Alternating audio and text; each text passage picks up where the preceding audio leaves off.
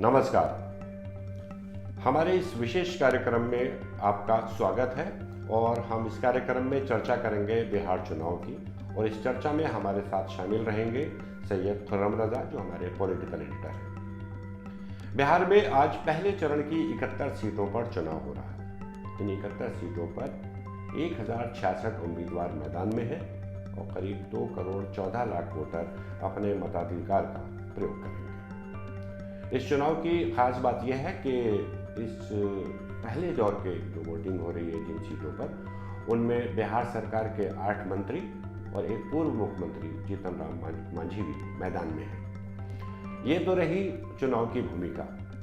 दूसरी जो बात है इस चुनाव की वो ये है कि बिहार में हो रहे इस बार के चुनाव में मुख्य मुकाबला कांग्रेस, आरजेडी और वाम दलों के महागठबंधन और बीजेपी, जेडीयू, वीआईपी और हम के गठबंधन यानी एनडीए के बीच है। 1-2 सीटें हैं जहां पर हम कह सकते हैं कि त्रिकोणीय मुकाबला हो सकता है जो स्थानीय उम्मीदवारों की वजह से, लेकिन मुख्य मुकाबला महागठबंधन और एनडीए के बीच ही है। तो ये तो रही बिहार की भूमिका की बात। अब हम आज की वोटिंग की बात करते हैं। चुनाव को लोकतंत्र का पर्व कहा जाता है, फेस्टिवल ऑफ डेमोक्रेसी, और इसीलिए इसमें हर किसी की भागीदारी बहुत ज़रूरी है।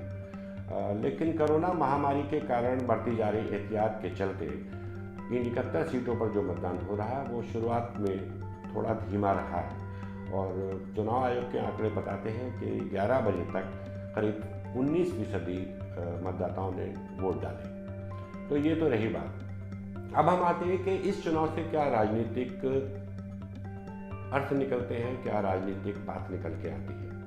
हम खुर्रम साहब से पूछेंगे कि ये जो चुनाव है यूँ तो महागठबंधन और एनडीए के बीच है, दोनों की अपनी अपनी नीतियां हैं, लेकिन मुख्य बात यह है कि इस चुनाव में खासतौर से बिहार जैसे राज्य में ना तो जाति पर बात हो रही है, ना ही किसी अन्य मुद्दे पर। जो बात हो रही है वो असली मुद्दों पर हो रही है। वो है बेरोजगारी, वो है शिक्षा, वो है अर्थव्यवस्था।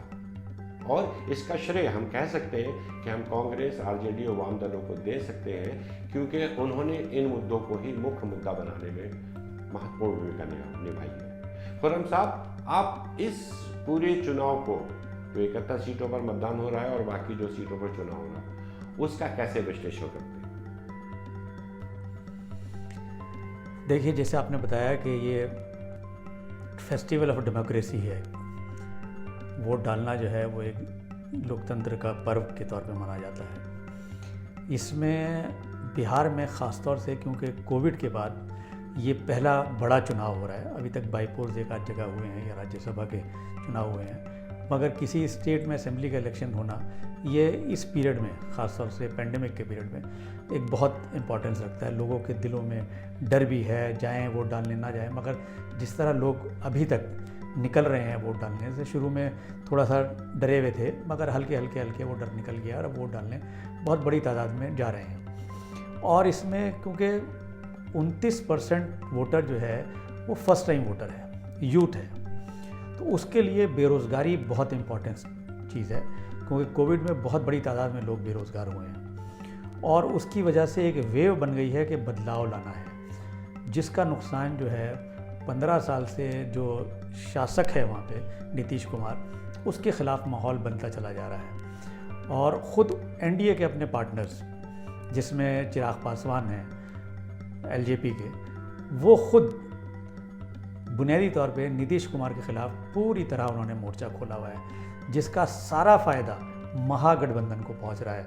और तेजस्वी, जिसको कोई लीडर मानने के लिए तैयार नहीं था कि उनमें कोई अनुभव नहीं है और लालू की एक छवि वो देखते थे उसमें, तो वो सारी चीज़ें इस गुस्से में, इस बदलाव की ललक में वो सारी चीज़ें धुल गई हैं। और जो लग रहा है पहले दिन के चुनाव से आज तक, अभी तक जो लोगों से बात हो रही है वहाँ पे, उससे ये लग रहा है कि महागठबंधन जो है बहुत आगे है। महागठबंधन को अपर हैंड कह सकते हैं मिलता नज़र आ रहा है, या लोगों का, चुनाव विश्लेषकों का अनुमान है।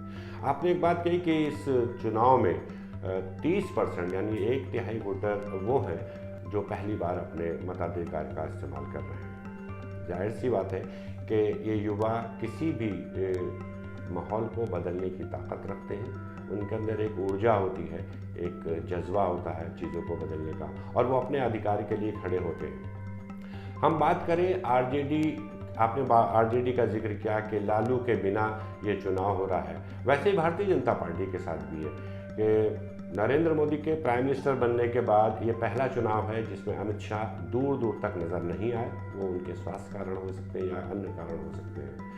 और वहीं महागठबंधन की तरफ से कांग्रेस के पूर्व अध्यक्ष राहुल गांधी ने बढ़ चढ़कर इस चुनाव प्रचार में हिस्सा लिया, तेजस्वी ने बढ़ चढ़कर हिस्सा लिया। तो और नीतीश कुमार एक तरफ एक थके हुए नेता की तरह नजर आ रहे हैं, सुशासन बाबू के रूप में जिनकी छवि रही, लेकिन वो बीते दिनों में पूरी तरह धुल गई जब कोरोना महामारी का दौर शुरू हुआ और लोगों को बेरोजगारी ने परेशान करना शुरू किया। तो ये कांग्रेस अध्यक्ष के पूर्व अध्यक्ष राहुल गांधी, तेजस्वी का जो कंबाइन है, जो युवाओं को अपनी तरफ, ऐसी जो खबरें आ रही हैं कि अपनी तरफ आकर्षित कर रहा है, ये नीतीश कुमार के लिए व्यक्तिगत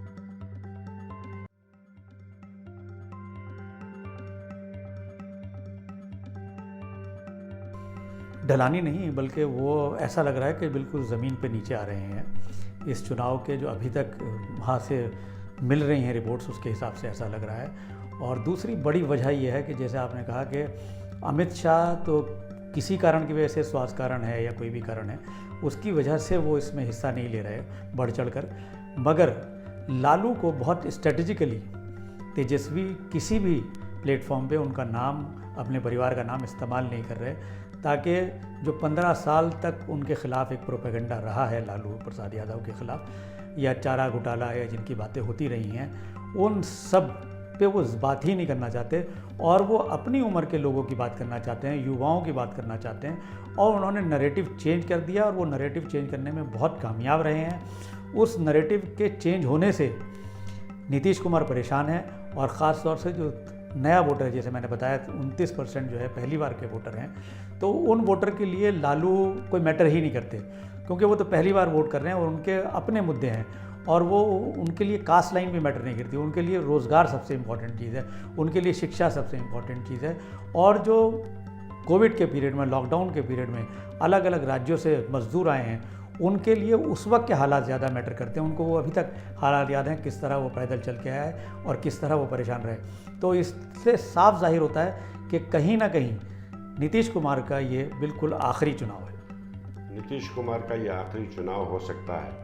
हम दूसरी बात करते हैं पूनम साहब, 71 सीटों पर मतदान हो रहा है। चुनाव आयोग के जो दिशा निर्देश हैं या चुनाव आचार संहिता है, उसके मुताबिक मतदान से 36 घंटे पहले प्रचार खत्म हो जाना चाहिए। लेकिन चूंकि अलग अलग चरणों में चुनाव है, तो इसका फायदा राजनीतिक दल उठाते हैं, और ख़ास तौर से भारतीय जनता पार्टी इस मामले में कभी कोई कमी नहीं छोड़ती है। और ये वजह है कि प्रधानमंत्री नरेंद्र मोदी की आज बिहार में ही 3 चुनावी सभाएं रखी गई हैं, पटना, मुजफ्फरपुर और एक और जगह पर।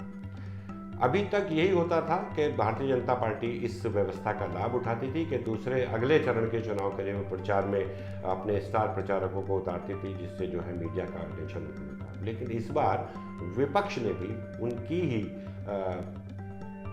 तरकीब को अपनाया है, और राहुल गांधी की भी आज बिहार में 2-3 रैलियां हैं। तो ये जो चुनाव प्रचार से अलग होकर भी प्रचार करना उस जगह के लिए जहां मतदान हो रहा है, ये एक नए किस्म का राजनीतिक रणनीति सामने आई है इस चुनाव। देखिए तस्लीम साहब, हमारे यहाँ एक चीज़ है कि जिस दिन अगर कई चरणों में होता है तो आखिरी दिन हमारे ओपिनियन पोल आता है, और उस दिन जिस दिन पहले चरण का होता है या दूसरे चरण का होता है या तीसरे का होता है, उस दिन ओपिनियन पोल नहीं दिया जाता। इसी तरह ये एक सेट प्रेसिडेंस था कि उस दिन ख़ास तौर से जिस दिन वोटिंग होगी कोई प्रचार नहीं करेगा। मगर नरेंद्र मोदी अपने हिसाब से चलते हैं, और बीजेपी ने कि उनके लीडरशिप में जो एक नया नॉर्म सेट किया था वो ये था कि ख़ास तौर से उस दिन जिस दिन वोटिंग होती है वो कहीं ना कहीं ज़रूर भाषण देते हैं या ज़रूर कहीं ना कहीं अपनी गैदरिंग को संबोधित करते हैं।